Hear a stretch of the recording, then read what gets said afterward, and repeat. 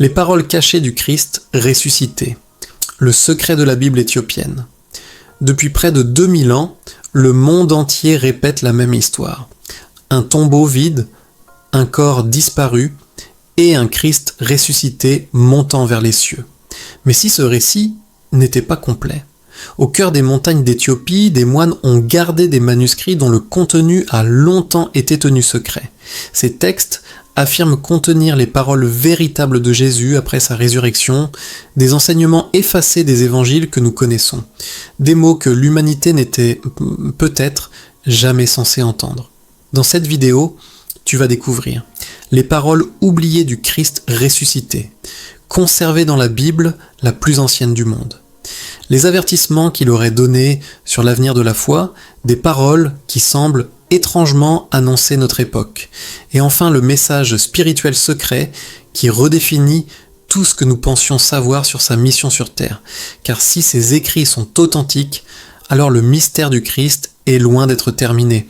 L'Église orthodoxe éthiopienne possède une Bible unique, bien plus vaste et ancienne que celle définie par Rome. Parmi ces livres secrets se trouve le livre de l'Alliance, un texte qui prétend rapporter ce que Jésus aurait dit à ses disciples après être revenu d'entre les morts.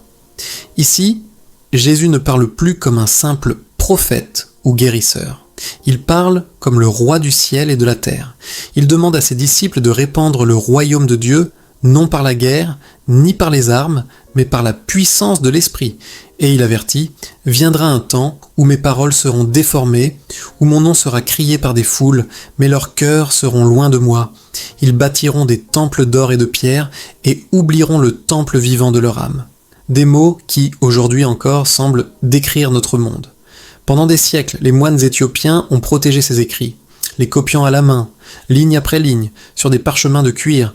Ils disaient ne pas garder un simple texte, mais la voix vivante du Christ. Et dans ces pages, Jésus parle du futur. Des guerres, des mensonges pris pour des vérités, de familles divisées et de cœurs éteints. Puis il prononce une phrase bouleversante. « Heureux ceux qui souffrent pour mon nom, non par leurs paroles, mais dans le silence. » Un Christ qui marche aux côtés de ceux qu'on ne voit pas, ceux qui portent leur foi sans bruit dans la douleur et la fidélité. Alors une question demeure. Si ces textes disent vrai qu'a vraiment enseigné Jésus après sa résurrection, et pourquoi ces paroles ont-elles été cachées au reste du monde? Le feu oublié est la véritable voix du Christ. Ce que peu de gens savent, c'est que ces textes éthiopiens ne se contentent pas de raconter les dernières paroles du Christ. Ils portent aussi une prophétie, une vision saisissante de l'avenir de la foi. Selon ces manuscrits, Jésus aurait dit à ses disciples « Dans les derniers jours, ma voix s'élèvera à nouveau, mais pas depuis les palais ni les temples. Elle viendra du désert, des montagnes et des enfants des esclaves. » Une phrase énigmatique, mais lourde de sens.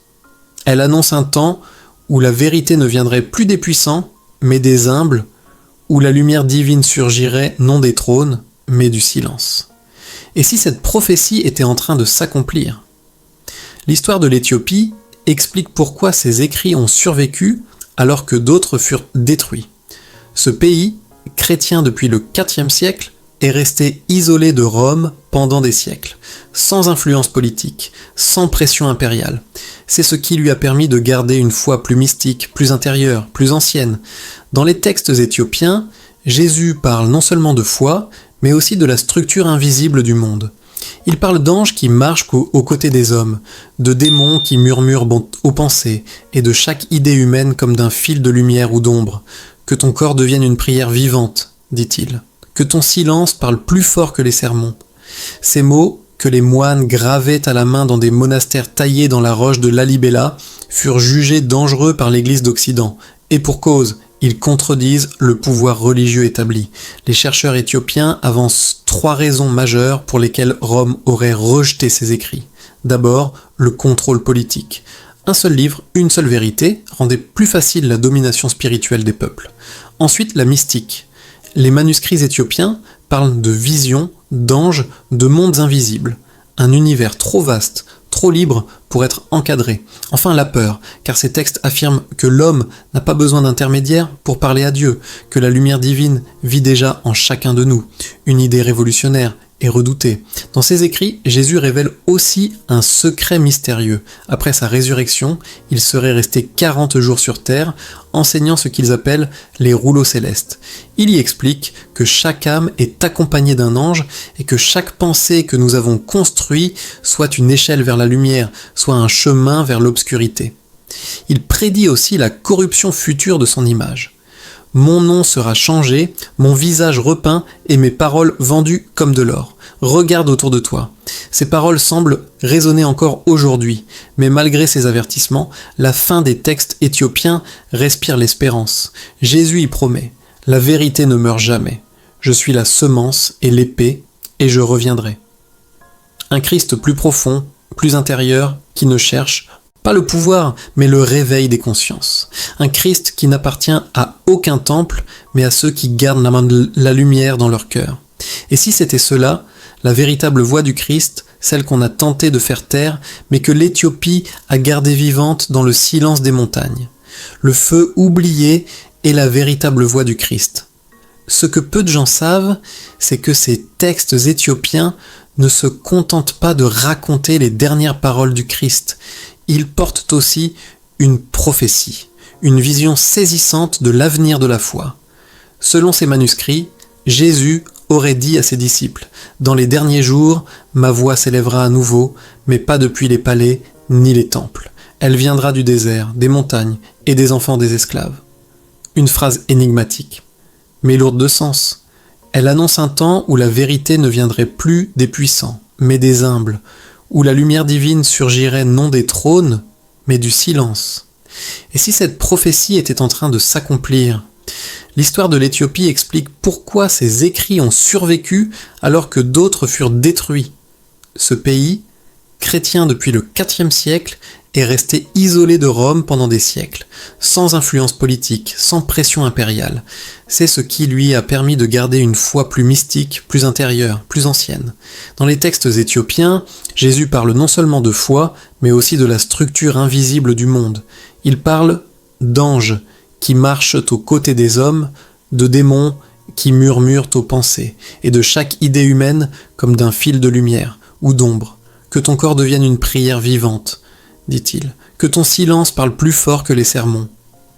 Ces mots, que les moines gravaient à la main dans des monastères taillés dans la roche de Lalibela, furent jugés dangereux par l'Église d'Occident. Et pour cause, ils contredisent le pouvoir religieux établi. Les chercheurs éthiopiens avancent 3 raisons majeures pour lesquelles Rome aurait rejeté ces écrits. D'abord, le contrôle politique. Un seul livre, une seule vérité, rendait plus facile la domination spirituelle des peuples. Ensuite, la mystique. Les manuscrits éthiopiens parlent de visions, d'anges, de mondes invisibles. Un univers trop vaste, trop libre pour être encadré. Enfin, la peur. Car ces textes affirment que l'homme n'a pas besoin d'intermédiaire pour parler à Dieu, que la lumière divine vit déjà en chacun de nous.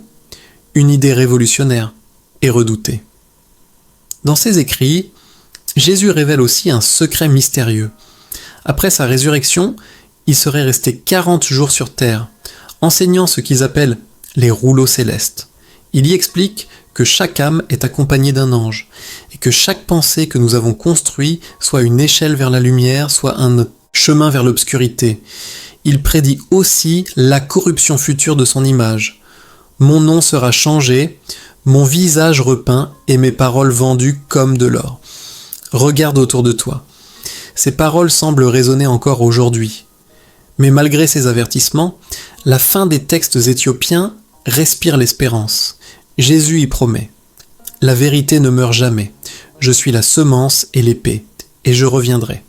Un Christ plus profond, plus intérieur, qui ne cherche pas le pouvoir, mais le réveil des consciences. Un Christ qui n'appartient à aucun temple, mais à ceux qui gardent la lumière dans leur cœur. Et si c'était cela, la véritable voix du Christ, celle qu'on a tenté de faire taire, mais que l'Éthiopie a gardée vivante dans le silence des montagnes. Pendant près de 2 millénaires, l'histoire semblait écrite d'une seule main.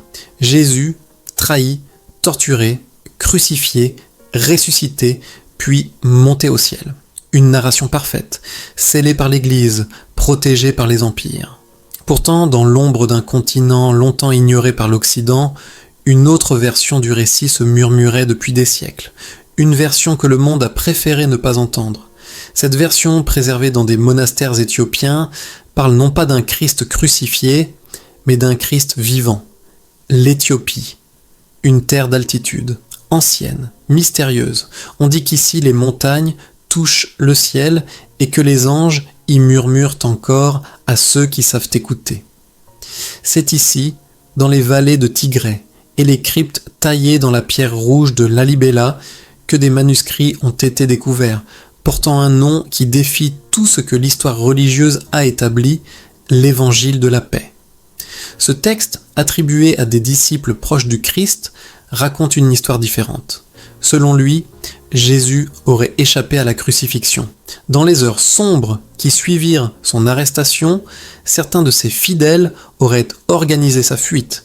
Il aurait quitté Jérusalem en secret, traversé la mer Rouge et trouvé refuge en Éthiopie. Là-bas, il aurait poursuivi son enseignement, prêchant non la souffrance, mais la guérison, non le sacrifice, mais la paix.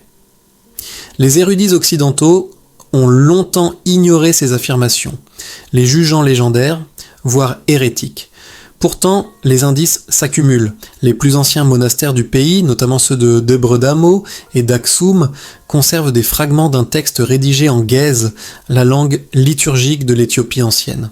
On y trouve des références à un maître venu d'au-delà des mers, parlant au nom du Dieu vivant, qui aurait enseigné la purification du corps par l'eau, du souffle par la prière et de l'esprit par le silence. Ce maître est appelé Yeshua, le guérisseur. Les similitudes sont troublantes. Ce Yeshua parle de l'amour du Créateur, de la compassion pour les ennemis, du respect de la nature et du pardon infini. Il enseigne la prière au lever du soleil, la marche dans la rivière pour se purifier, le jeûne comme moyen d'unir le corps et l'âme. Des pratiques profondément enracinées dans le monachisme éthiopien actuel. Plus surprenant encore, certains manuscrits affirment que ce Yeshua vécut longtemps parmi les tribus de la région de l'Asta. Il aurait formé un petit groupe de disciples à la guérison par les plantes et la méditation. Puis, après de nombreuses années, il aurait disparu, laissant derrière lui une seule phrase gravée sur une tablette de bois. La paix est la croix invisible que porte celui qui connaît la vérité. Une phrase qui résume toute une théologie parallèle. Le Christ n'aurait pas porté une croix de bois, mais une croix spirituelle faite de compassion et de silence. Les théologiens éthiopiens voient dans cette tradition une continuité de leur foi ancienne, indépendante de Rome. Pour eux, l'Éthiopie n'a jamais reçu le christianisme de l'extérieur. Elle l'a vu naître sur sa propre terre.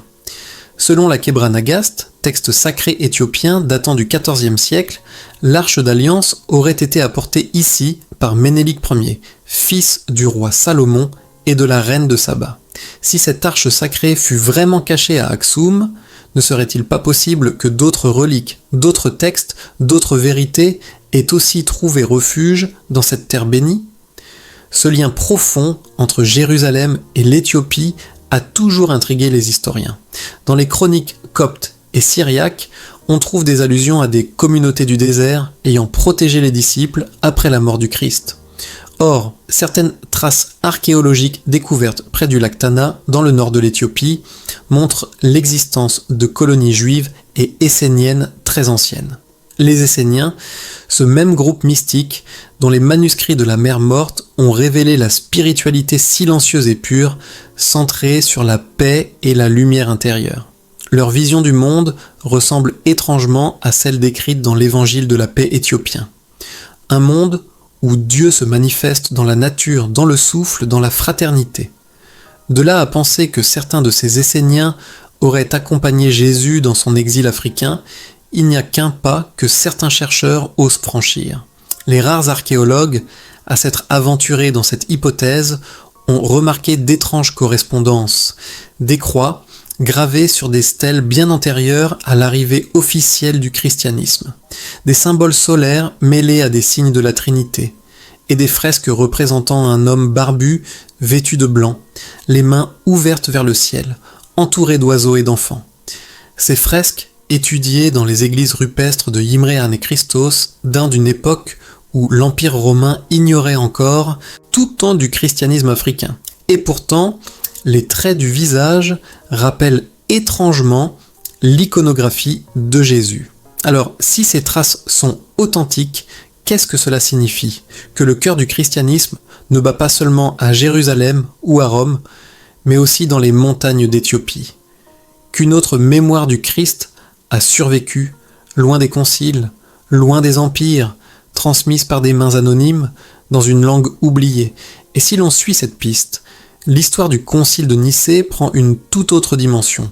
En 325 après J-5C, sous l'empereur Constantin, l'Église décida de définir ce qui serait canonique, et donc ce qui devait être effacé.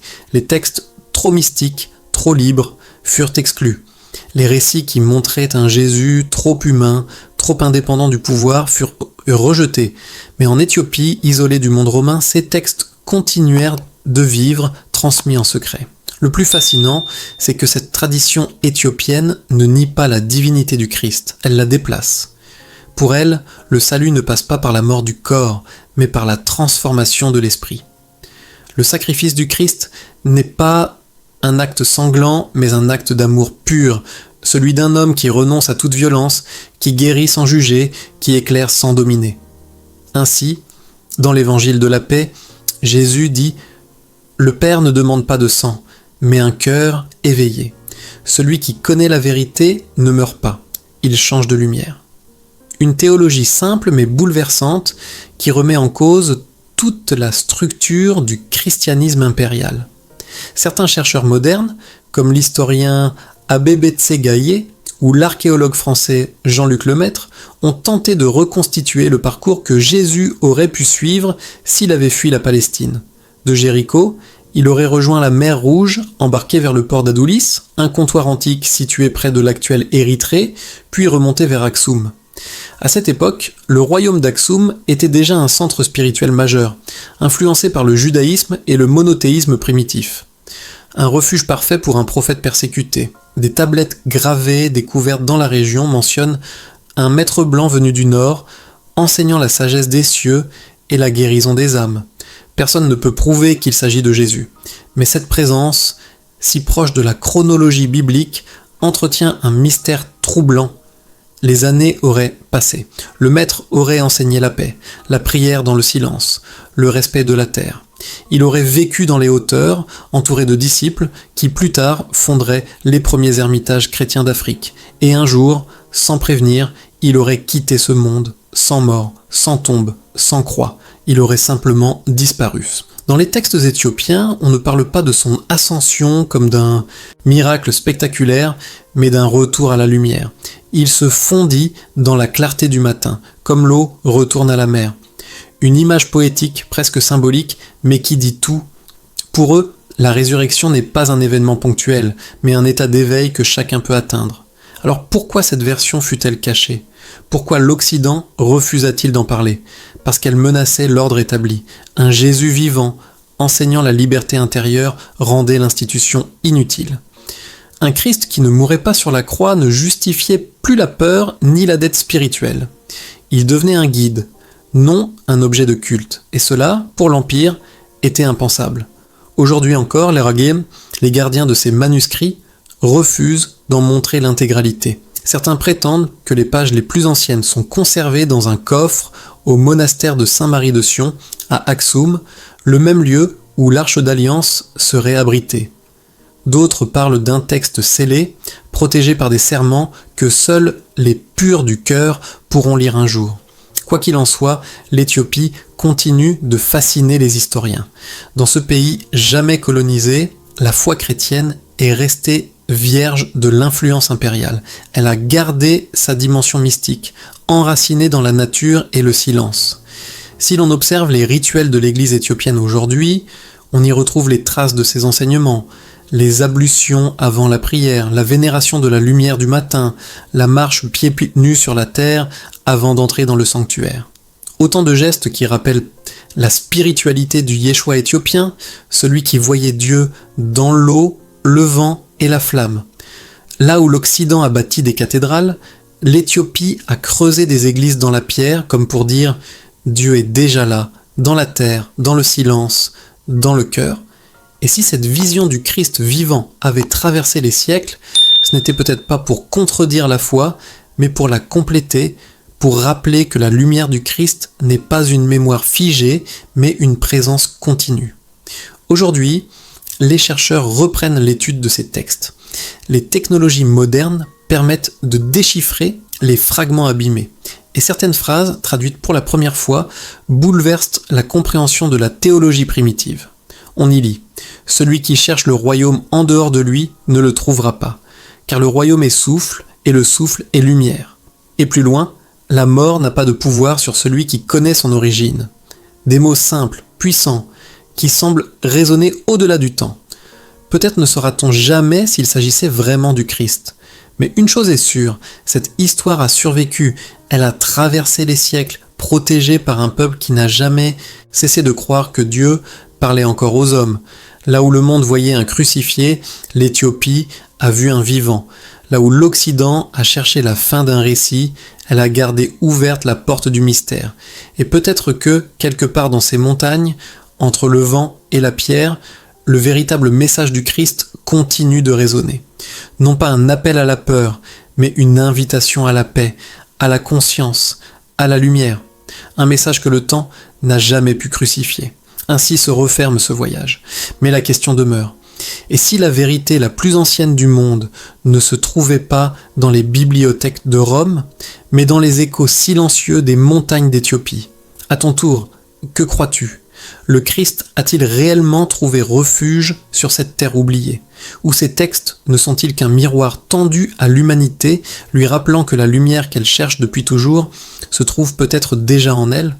Abonne-toi, explore les archives d'Au cœur du mystère et surtout, garde les yeux ouverts, car parfois la vérité n'est pas cachée, elle est simplement trop ancienne pour qu'on la voie encore.